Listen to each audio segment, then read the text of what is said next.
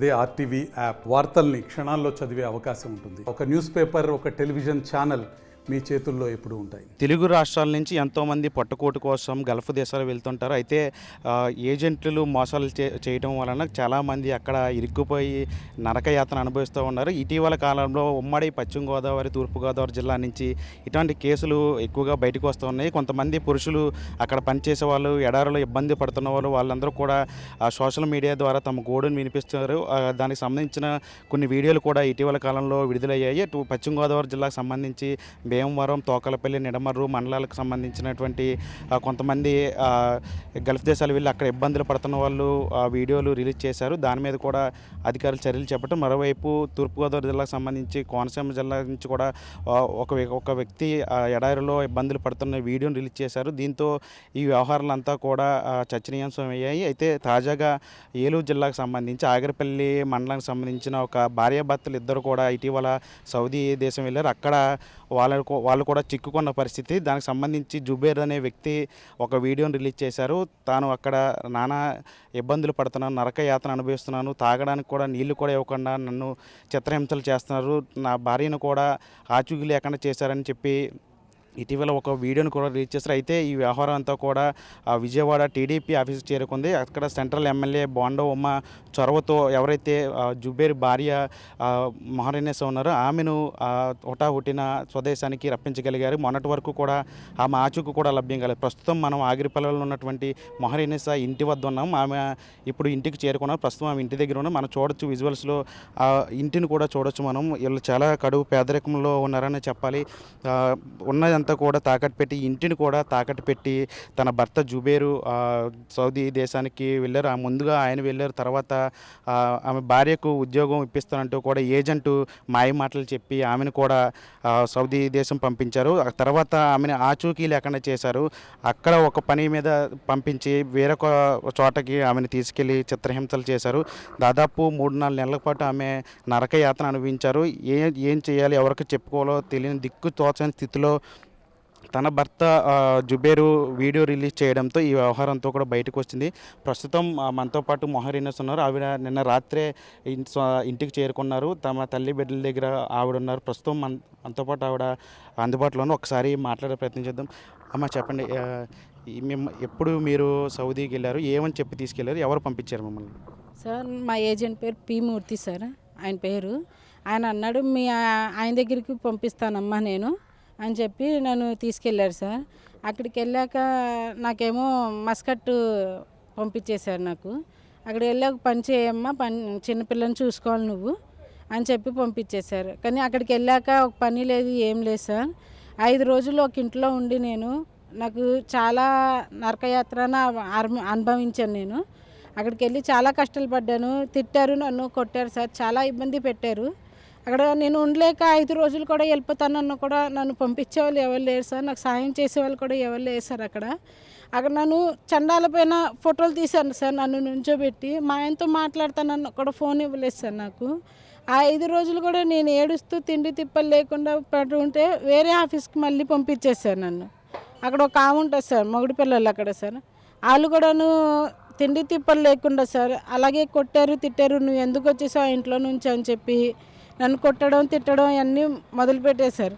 నేను అక్కడ ఉండలేకపోయాను సార్. నాకు టికెట్ వేసిండి, నేను వెళ్ళిపోతానంటే 2 లక్షలు కట్టు నువ్వు వెళ్ళడానికి, అంతవరకు మేము పంపించామని చెప్పారు సార్. నాకు మీరు ఎన్నాళ్ళు అయింది అక్కడికి వెళ్ళి, ఎంత డబ్బులు కట్టారు ఏజెంట్కి? ఏజెంట్ ఏం చెప్పి మిమ్మల్ని పంపించారు?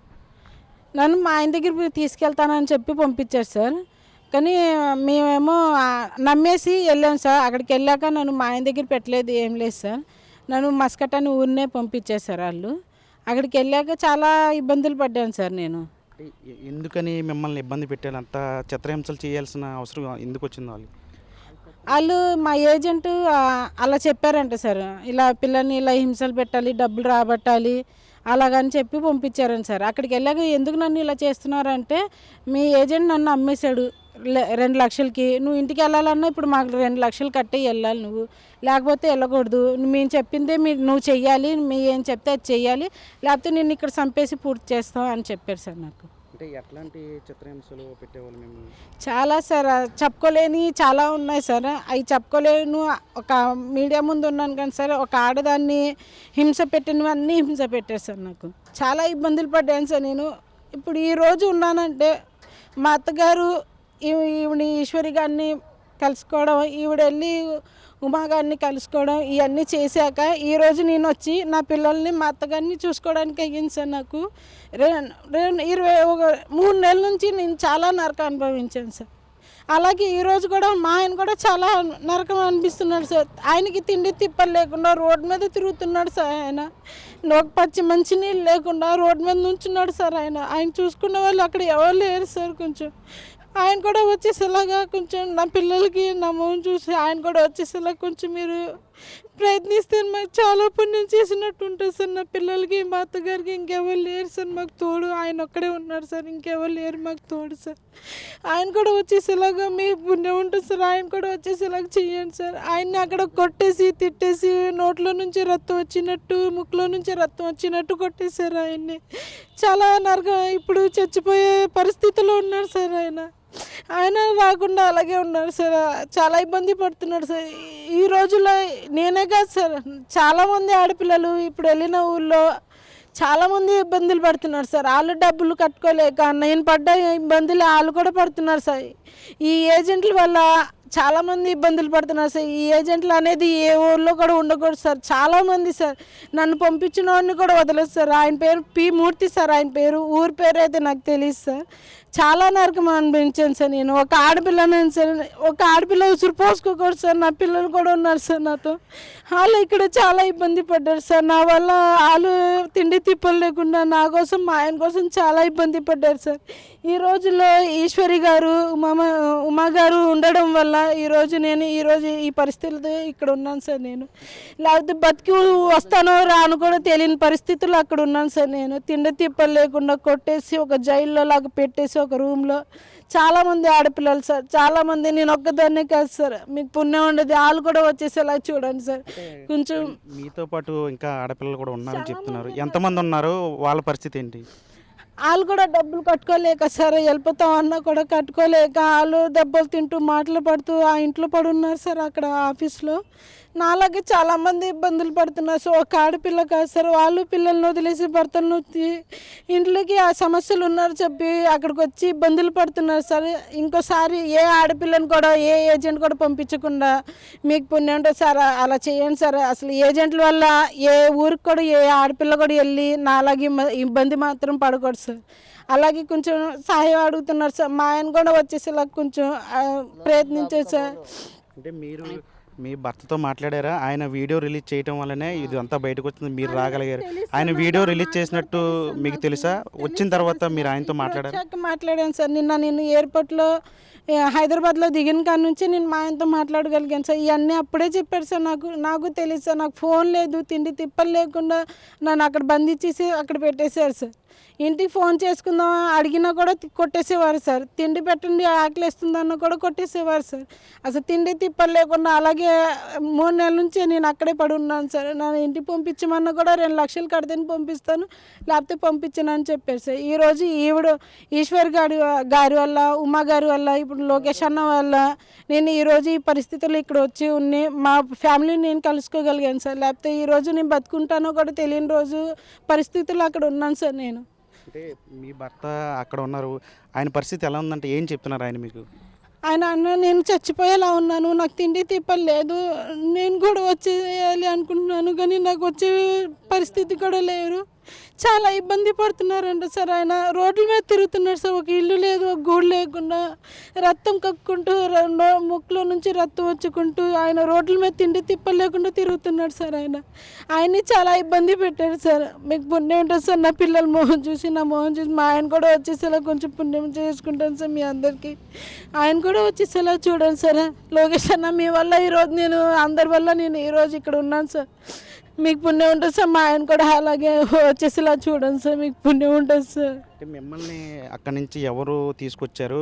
ఎందుకంటే మిమ్మల్ని నిర్బంధం చేసి చిత్రహింసలు చేస్తున్నారు, కానీ ఉన్నట్టుండి అక్కడి నుంచి సడన్గా మీ ఇక్కడ రావడానికి మార్గం ఎలా ఉంది? ఎవరు సహాయం చేశారు అక్కడ?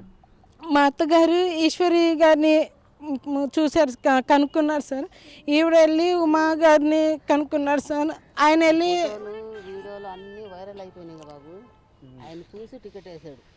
ఇప్పుడు లోకేష్ అన్న ఇప్పుడు నాకు టికెట్ తీయడం వల్ల నేను ఇక్కడికి ఈ పరిస్థితులు ఇక్కడ వచ్చి నిన్న వచ్చాను సార్. నేను ఈరోజు వచ్చి 2వ రోజు సార్. నేను ఆయన వల్ల ఆయన టికెట్ వేయడం వల్ల నేను ఈరోజు ఈ పరిస్థితుల్లో ఇక్కడ ఉన్నాను సార్. నేను లోకేష్ అన్న నాకు సహాయం చేశారు, చాలా సహాయం చేసేసారు. నా పిల్లలకి నాకు మా అత్తగారిని చాలా సహాయం చేసేసారు. వీళ్ళు ఈరోజు ఈశ్వరి గారు, ఉమా గారు, లోకేష్ అన్న లేకపోతే ఈరోజు మేము బతుకుండే దాన్నే కాదు సార్. నేను ఈరోజు వాళ్ళందరి వల్ల నేను ఇక్కడ వచ్చి ఇక్కడ ఉన్నాను సార్. ఇప్పుడు ఈరోజు మా అత్త వల్ల కూడా నేను ఇక్కడ వచ్చి ఉన్నాను సార్. ఆవిడ మా వల్ల చాలా రోజుల నుంచి తిండి తిప్పలు లేకుండా తిరుగుతున్నారు సార్. ఆమెకు ఒంట్లో బాగాలేదు సార్.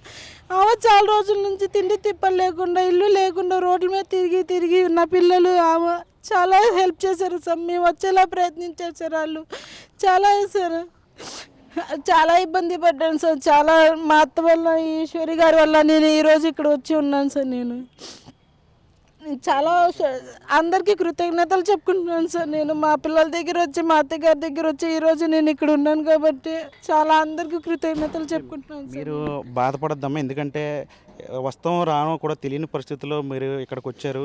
మీ భర్త కూడా అట్లానే వస్తారు. మీరు ఏడుస్తుంటే మీ పిల్లలు కూడా, మీ అమ్మాయి కూడా ఏడుస్తూ ఉంది చూస్తున్నాం. మీరు ఏడవకుండా ఉంటే వాళ్ళు కూడా చాలా ఇబ్బంది పడ్డారు సార్. మా పిల్లలు, మా అత్తగారు నాతో మాట్లాడలేదని వాళ్ళు చాలా ఇబ్బంది పడ్డారు సార్. నాకు అసలు ఏం జరిగిందో, ఇక్కడ ఏం జరుగుతుందో కూడా ఏ సంగతి నాకు తెలియదు సార్. నాకు అన్ని రోజులు అలా ఇబ్బంది పడుతున్నాను సార్. నేను అక్కడ చాలామంది చాలా కష్టాలు పడుతున్నారు సార్. ఒక ఆడపిల్లగా సార్ ఎంతోమంది ఆడపిల్లలు ఉన్నారు సార్. వాళ్ళకి పిల్లలు ఉన్నారు, భర్తలు ఉన్నారు సార్. వాళ్ళు ఏదో సంపాదించుకుందాం, ఇంటికి చూసుకుందాం అని చెప్పి వచ్చేసారు. అలాంటి వాళ్ళు వెళ్ళి చాలామంది ఇబ్బంది పడుతున్నారు సార్ ఈ రోజుల్లో.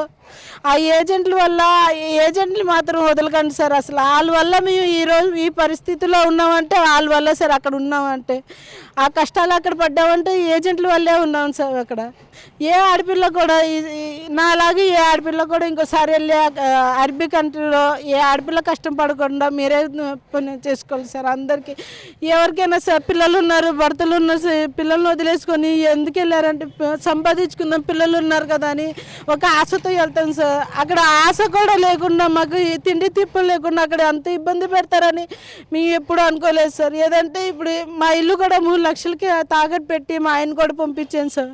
మా పిల్లల్ని చూసుకుందాం అని చెప్పి నేను వెళ్తే ఒక 2 సంవత్సరాలు చేసుకున్నా వస్తే మాకు కష్టాలు ఉంటాయి కదా, చేసుకోవచ్చు మంచిగాని అక్కడికి వెళ్ళాను సార్. అక్కడికి వెళ్ళి ఇంత ఇబ్బంది పడతావు అని ఎప్పుడు అనుకోలేదు సార్. చాలామంది అన్నారు సార్, కానీ ఉండవు కదా, ఎవరో ఒకరికి ఉంటుంది అనుకోండి నమ్మి వెళ్ళాను సార్. ఆయన ఏమో మమ్మల్ని నమ్మించాడు సార్ మా ఏజెంటు. మీ ఆయన దగ్గరికి పంపిస్తానమ్మా నువ్వేం భయపడక అని చెప్పి అక్కడికి వెళ్ళాక మస్కట్ పంపించాడు సార్. మా ఆయన ఉన్నదేమో సౌదీలో ఉన్నాడు సార్. ఆయన నన్నేమో మస్కట్ పంపించేశాడు సార్. ఆయన అంటే మీరు వచ్చిన తర్వాత ఏజెంట్తో మాట్లాడే ప్రయత్నం చేస్తారు, అతను మీకు అందుబాటులో ఏమైనా వచ్చారా? ఆయన టికెట్ వేయడానికి చెప్పారు సార్. నేను టికెట్ వేయను, నీకు ఇదే పంపించడమే ఎక్కువ అని చెప్పేసి మెసేజ్ పెట్టాడు సార్. ఆయన నాకు ఈ ఫోన్లోనే ఉంది సార్. నాకు మీ హస్బెండ్ ఫోన్ లైన్లో ఉన్నారంట సార్. ఆయన ఇదిగోండి మా ఆయన అక్కడ చాలా ఇబ్బంది పడుతున్నాడు సార్. మా ఆయన కూడా చాలా ఇబ్బంది పడుతున్నాడు సార్. చాలామంది ఆయన రక్తం కక్కుంటూ అక్కడ ఏడుస్తూ అక్కడ పడి ఉన్నాడు సార్. ఆయన ఏమండి ఎట్లా ఉంది మీ పరిస్థితి అక్కడ? ఏంటి ఇప్పుడు రావడానికి ఏమైనా ఏర్పాట్లు ఏమైనా జరుగుతున్నాయా అక్కడ?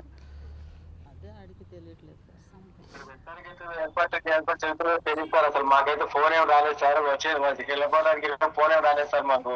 కాకపోతే తిండి లేక రోడ్ల మీద తిరుగుతున్నాం సార్. ఈ మధ్యాహ్నం అప్పుడు ముక్కులు వచ్చి నెత్తురు వచ్చేసి బాగా బలహీనం అయిపోతున్నాయి సార్. ఉండలేకపోతున్నాం అసలు, తట్టుకోలేకపోతున్నాం ఎంతకి. ఆయన కూడా చాలా ఇబ్బందులు పడుతున్నారు. ఫోన్లో ఆయన మాట్లాడడానికి కూడా ఇబ్బంది పడుతున్నారు. నోటి వెంట కూడా రక్తం వస్తుందని చెప్తున్నారు. అసలు మొదట జుబేరు వాళ్ళ తల్లి ఈ అంశాన్ని బయటికి తీసుకొచ్చారు. ఆయన వీడియో రిలీజ్ చేయగానే స్థానిక నాయకుల దగ్గరికి వెళ్ళి ఆవిడ ఇదంతా కూడా ప్రభుత్వం దృష్టికి తీసుకెళ్లే ప్రయత్నం చేశారు. ఆవిడ కూడా మనతో పాటు ఉన్న ఒకసారి మాట్లాడుతూ, మీరు మీ బిడ్డ వీడియో రిలీజ్ చేసిన తర్వాత ఎవరిని కలిశారు, ఎవరి దగ్గరికి వెళ్ళారు మీరు? మేము సచివాలయానికి వెళ్ళాం. అక్కడ లోకేష్ బాబుని కలుద్దామని వెళ్తే ఈశ్వరి గారి పరిచయం అయ్యారు నాకు. ఏంటమ్మా ఏడుస్తున్నావు అన్నారు. ఏం లేదమ్మా, ఇది గుట్ట మా అబ్బాయి అక్కడ ఇరుక్కుపోయాడు, మా కోడలు అసలు అడ్రస్ లేదు అని చెప్పాను. చెప్తే మా బోండమ్మ గారి దగ్గరికి వెళ్దాం, మీ పని అయిపోద్ది అని తీసుకెళ్ళారు నన్ను. అక్కడ మాట్లాడాం. అక్కడ నుంచి లోకేష్ బాబు దగ్గరికి తీసుకెళ్ళింది. అక్కడ చెప్పాం, అవుద్దమ్మా పని అన్నారు. ఇక ఏంటమ్మా అసలు నాకేం కుదరట్లేదు, నేను అసలు ఉండలేకపోతున్నాను అంటే నేనేం చేయనురా బాబు, మీరిద్దరు చూస్తే అక్కడ ఉన్నారు, నేనేం చేయాలి, అసలు ఎటు వెళ్ళాలి, నాకు బాగోలేదు, ఏంట్రా ఇట్టా వచ్చింది అని అంటే, నేను ఫేస్బుక్లో అటు నేను పెట్టేస్తానమ్మా, అందరూ చూస్తారు, అందరికీ తెలిసిపోద్ది, మనం ఎటు తిరగలేవు కదా, ఇట్టా పెట్టేస్తానని పెట్టాడు. పెట్టిన తర్వాత ఇవన్నీ అయిన తర్వాత అటు ఇటు చాలాసార్లు తిరిగాం బాబు. మేము చేస్తామమ్మా అన్నారు. బోండమ్మ గారు కూడా ఈశ్వరి తీసుకెళ్ళారు. అక్కడ బోండమ్మ గారు కూడా చేస్తామన్నారు. లోకేష్ బాబు కూడా చూస్తామన్నారు. లోకేష్ బాబు దగ్గరికి వెళ్ళి మాట్లాడింది పాప. మేము పిల్లల్ని తీసుకెళ్ళి మాట్లాడితే మేము చేస్తామమ్మా, వస్తాడులే అన్నారు బాబు. చేసి కూడా 12 రోజులు 10 రోజులు అవుతుంది బాబుని కలిసి కూడా. మరి ఇంకా ఏం అవ్వలేదు. మేము అక్కడక్కడ తిరుగుతున్నాం బాబు. 3 లక్షలు ఇల్లు తాకట్టు పెట్టా, ఎన్నో 2 గదులు తాకట్టు పెట్టి పంపించా. 2 ఆడపిల్లలు ఉన్నారు, చెరవ 2 సంవత్సరాలు చేసి వస్తే ఏదో అప్పులు తీరి ఇవన్నీ అవుతాయిలే అని పంపిస్తే అక్కడికి వెళ్ళిన తర్వాత ఇట్టా జరిగింది. ఈమెకి హైదరాబాద్ వచ్చిన తర్వాత మా అబ్బాయి చెప్పాడు, ఇట్ట జరిగింది అంటే ఎవరేసారు టికెట్, ఆ పంపించిన ఆయన వేసాడంట. ఇవన్నీ చూస్తున్నాడుగా, ఇప్పుడు మాకేం ముప్పు వస్తుందో ఏమోనని టికెట్ వేసాడు ఈమెని. లేకపోతే మేము చెప్తున్నాము ఎప్పటి నుంచో, ఏం లేదంటే ఆడపిల్లని అసలు ఫోన్లు కూడా ఇవ్వకుండా, ఏంటయ్యా మీరు అట్లా ఇబ్బంది ఇస్తున్నారు, ఏం చేస్తున్నారు మీరు, పిల్ల మాట్లాడతలేదు కోడలు ఏంటయ్యా అని అంటే, లేదు 2 లక్షలు ఇవ్వు పంపించేస్తాం. మీ అబ్బాయిని కూడా అతనే ఆ ఏజెంటే పంపించారా? వేరే అతను పంపించాడు. 9 నెలలు అయింది ఈడెళ్ళి. మా ఏజెంట్ అయితే తీయలేదన్న, మా ఏజెంట్ తీయలేదు, టికెట్ వేరే ఆమె తీసింది సార్. మాకు ఆమె తీస్తే ఈరోజు నేను ఇక్కడికి వచ్చి ఉన్నాను సార్. ఇప్పుడు ఆయన పెట్టిన మెసేజ్ మీకు వినిపిస్తాను సార్, ఎలా మాట్లాడాడు. అక్కడ టికెట్ శాతం ఎక్కువ, మళ్ళీ విజయవాడ అక్కడ తినండి, ఎవరు తీసుకురారు, అర్థమైందా? టికెట్ శాతం ఎక్కువ, వీళ్ళు తీసి తెచ్చుకోండి, ఎవరు తీసుకురారు. ఈ ఏజెంట్ చూస్తున్నాం కదా, ఇది పరిస్థితి. ఏజెంటు ఎట్లా మాట్లాడుతున్నారో కూడా ఆడియో రికార్డ్ కూడా విన్నాం మనం. అంటే అంత పరిస్థితి ఎంత దారుణంగా ఉందో కూడా అర్థం చేసుకోవచ్చు. అసలు ఈవిడ ఇప్పుడు జుబేర్ వాళ్ళ భార్య స్వస్థలానికి రావడానికి ప్రధాన కారణం విజయవాడకు చెందినటువంటి టీడీపీ కార్యకర్త. ఆమె చొరవ తీసుకొని స్థానికంగా ఉన్నటువంటి ఎమ్మెల్యే బోండమ్మ దగ్గరికి వెళ్ళి విషయం చెప్పడంతో ఇది పెద్ద విషయం అయింది. అందుకే ఒకసారి ఆవిడ కూడా ఇప్పుడు మనతో అందుబాటులో ఉన్నారు, ఆవిడతో కూడా మాట్లాడచ్చు. మేడం, మీరు బోండమ్మ దగ్గర తీసుకెళ్ళే విషయాన్ని ఏం చెప్పారు? ఈవిడ మీకు ఎట్లా పరిచయం అయ్యారు? నేను స్పందన దగ్గరికి వెళ్ళానండి, కమిషనర్ని కలవడానికి అని వెళ్ళాను. కమిషనర్ సార్ని కలవడానికి వెళ్తే టైమింగ్ సారు మాకు ఈవినింగ్ ఇచ్చారు. ఈ లోపల మా అమ్మగారు అక్కడ, ఆంటీ గారు అక్కడ కూర్చొని పాపను పెట్టుకొని ఏడుస్తుంది. ఏంటమ్మా ఎందుకు అంతగా ఏడుస్తున్నావు అని చెప్పి నేను అడగడం జరిగింది. ఇట్లా మా అబ్బాయి మా కాళ్ళు ఇట్లా సోదియాకని తీసుకెళ్లారమ్మా, వాళ్ళు చూస్తే మా అబ్బాయికి ఇట్లా ముక్కులోంచి నోట్లోంచి రక్తం పడుతుందని చెప్పి నాకు అక్కడే ఫోటోలు చూపించింది. ఫోటోలు చూపించిన ఎమ్మటే వాళ్ళ అబ్బాయితో మాట్లాడడం జరిగింది. ఎమ్మటే వీడియో కూడా నాకు షేర్ చేశాడు. అక్క నేను ఇలా ఉన్నాను, నా పరిస్థితి ఇలా ఉంది అక్క అని చెప్పి నాకు ఫోటోలు వీడియో చేస్తే నేను డైరెక్ట్గా అబ్బాయితో వీడియో కాల్ కూడా మాట్లాడాను. అక్క నాకు చాలా ఇదిగా ఉంది అక్క, నాకు ఫుడ్ లేదు, ఏం లేదు, నాకు 10 days పైన అవుతుంది, నేను ఎప్పుడు చచ్చిపోతానో నాకే తెలియదు, కనీసం ఒక్కసారి నా భార్యని పిల్లల దగ్గరికి చేర్చక్క, కనీసారి చూసుకొని నేను అక్కడ చచ్చిపోయినా నాకు మనశ్శాంతిగా ఉంటుంది అక్క అని అన్న. నాకైతే మటుకు చాలా దుఃఖం వచ్చింది సార్ ఆ మాటలనేటప్పటికి. నా వల్ల కాలేదు, పాపం చూడగానే నాకు చాలా బాధ అనిపించి నేను ఎమ్మటే యాక్షన్ తీసుకొని ఉమాన్నని కలిసి ఉమాన్న ద్వారాగా నేను కనుక్కొని లెటర్ తీసుకొని లొకేషన్ని సచివాలయంకి వెళ్ళి అప్పుడు అసెంబ్లీ జరుగుతున్నాయి, ఆయన కూడా అసెంబ్లీ జరుగుతున్నా కూడా లొకేషన్ ఎమ్మటే స్పందించి పాపం చూసి లెటర్ అన్నీ తీసుకొని పై అధికారులకు అందరికీ ఎమ్మటే పాస్ చేయడం జరిగింది. ఇమీడియట్గా ఈ అమ్మాయి విషయం నాకు తెలిసింది. 3 నెలల నుంచి ఈ అమ్మాయి ఎక్కడ ఉంటుందో కూడా తెలియదని చెప్పి మాకు అన్నారు. సరే ఎట్ట ఉందో ఏంటో అది కూడా కనుక్కుందామని చెప్పేసి ఉమ్మన్న ఏలూరు ఎస్ఐ గారికి కాంటాక్ట్ చేసి 3 రోజులైంది. ఎస్ఐ గారికి చెప్పంగానే ఇమ్మీడియట్గా ఎస్ఐ గారు ఈ అమ్మాయి ఎక్కడుంది, ఏజెంట్ పంపించాడు, ఎలా పంపించాడు, ఏంటి అసలు ఎంత ప్రాసెస్ ఈ 3 రోజుల్లోనే ఉమ్మన్న తలుచుకొని ఇంత ఫాస్ట్గా చేయించాడంటే నిజంగా అసలు నమ్మచకంగా లేదు సార్ చెప్పాలంటే. ఉమాన ఎందుకంటే ఫస్ట్ నుంచి అన్నయ్య ఆడపిల్లలకి అండగా ఉంటానని, ఎందుకంటే అందుకే అంటాం మా పెద్ద అన్నయ్య మా ఇంటి పెద్ద అని ప్రతి ఆడపిల్ల అనేది. అందుకనే ఉమ్మన్న ఆడపిల్లల విషయంలో ఫస్ట్ ఆడపిల్లని పిల్లకి తల్లిని దగ్గర చేసినందుకు ఉమాన్నకు కూడా కృతజ్ఞతలు చెప్పుకుంటున్నాను అన్న, నీకు పాదాభివందనం. ఇలాంటి కుటుంబాన్ని నిలబెట్టినందుకు నిజంగా ఈ కుటుంబం కూడా మీకు రుణపడి ఉంటుంది. నేను నా అమ్మాయి విషయంలో కూడా చాలా చర్యలు తీసుకున్నారు. ఎక్కడి దాకా వచ్చింది, అమ్మాయి ఎయిర్పోర్ట్కి వచ్చిందా లేదా, ఎయిర్పోర్ట్ నుంచి బస్సు ఎక్కింది, మళ్ళీ విజయవాడకు బస్సు ఎక్కిందా లేదా అని చాలా బిజీగా ఉన్నారు. అసలు నిన్న కూడా హైదరాబాద్ వెళ్తూ కూడా కార్లో ఉండి కూడా అన్న తన గురించి చాలా చర్యలు తీసుకున్నారు. ఎమ్మటెమ్మటే మన గంటా కృష్ణమోహన్ గారికి ఫోన్లో కాంటాక్ట్ చేసి ఆ అమ్మాయి ఎక్కడుంది ఏంటి మొత్తం కనుక్కో అని చెప్పిన తర్వాత కృష్ణమోహన్ గారు ఈశ్వరి ఎక్కడి దాకా వచ్చారని చెప్పి గంటా కృష్ణమోహన్ సార్ నాకు ఫోన్ చేయడం, నేను కనుక్కొని రాత్రి ఆఫీస్కి కూడా తీసుకెళ్ళడం జరిగింది. సెంట్రల్ ఆఫీస్కి తీసుకెళ్తే తనకి ఫోన్ చేసి డైరెక్ట్గా ఉమ్మానే ఫోన్లో మాట్లాడి, అమ్మ నువ్వేం భయపడొద్దు, నువ్వు వచ్చావు, ఇంకా 4-5 రోజుల్లో మీ ఆయన కూడా వస్తాడు, నువ్వు భయపడొద్దు, వచ్చే బాధ్యత తీసుకుంటున్నాం మేము, లోకేష్ అన్నతో మాట్లాడి ఎట్టి పరిస్థితుల్లో నీ భర్తను కూడా నీకు దగ్గర చేరుస్తామని చెప్పి ఫోన్లో చెప్పడం జరిగింది. అలాగే పిల్లలకి చదువుకే కానీ కేశినేని శివనాథి గారితో కూడా సహాయం చేపిస్తానని కూడా ఉమాన చెప్పారు. అట్లాగే నువ్వు బాధపడొద్దని కూడా చెప్పారు.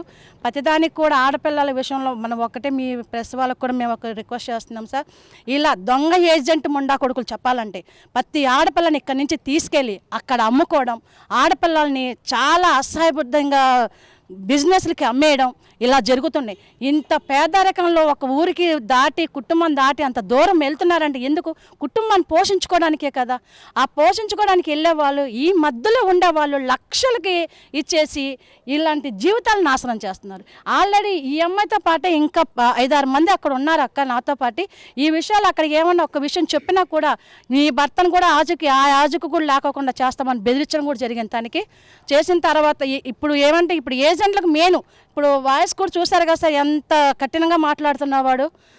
అట్లాంటి వాళ్ళకే కాదు సార్, అసలు ఏజెంట్ అనే వాళ్ళు కూడా ఇక్కడి నుంచి తీసుకెళ్తున్నారు అంటే ముందు ఎయిర్పోర్ట్లో చర్యలు తీసుకోవాలి సార్. ఎందుకు వెళ్తున్నారు, ఎలా వెళ్తున్నారు, దేనికని ఆపేయడం జరగాలి, లేదంటే ప్రభుత్వానికి అప్పచెప్పడం అన్నా జరగాలి. ఏజెంట్లకైతే ధైర్యం లేదు ఎయిర్పోర్ట్లోకి వెళ్ళడానికి, వీళ్ళని డైరెక్ట్గా పంపించేస్తున్నారు. ఇలాంటి ఇంకా ఎప్పుడు ఇలా జరగకోకుండా, ఏ ఆడపిల్లకు అన్యాయం జరగకుండా ప్రభుత్వం చర్యలు తీసుకోవాల్సిందిగా మనం కోరుతున్నాం. ఇప్పుడు ఈమె వచ్చేసింది ఇంటికి, ఈమె భర్త ఉన్నారు అక్కడ, 4 రోజులు వస్తారని చెప్తున్నారు. ఇంకా చాలామంది ఆడపిల్లలు అక్కడ చిత్రహింసలు పడుతున్నారు అన్నారు. వాళ్ళ గురించి ప్రభుత్వానికి ఎట్లా? ప్రభుత్వానికి ఒకటే కోరుకుంటున్నాను అన్న, లోకేష్ అన్న వల్లే సాధ్యమవుతుంది ఇది. లోకేష్ అన్న ఇప్పుడు ఒక ఆడపిల్ల వచ్చింది కాబట్టి ఇక్కడికి బయటికి నీ దయవల్లే అన్న. ఇలాగే ఇట్లాంటి ఆడపిల్లలు చాలామంది అక్కడ ఉన్నారన్న.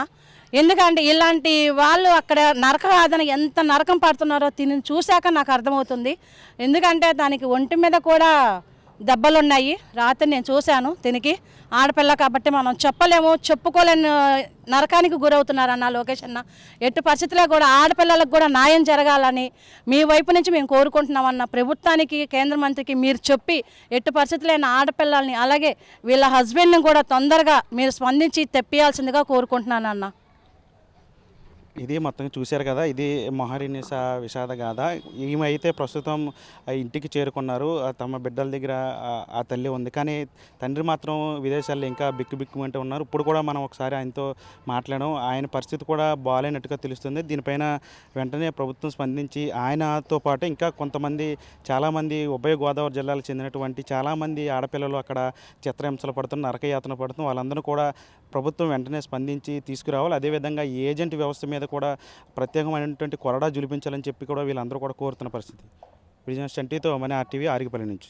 మరిన్ని వీడియోస్ కోసం ఛానల్ ని సబ్స్క్రైబ్ చేయండి, లేటెస్ట్ అప్డేట్స్ కోసం వాట్సాప్ ఛానల్ ని ఫాలో చేయండి, అండ్ లింక్ డిస్క్రిప్షన్ లో ఉంది.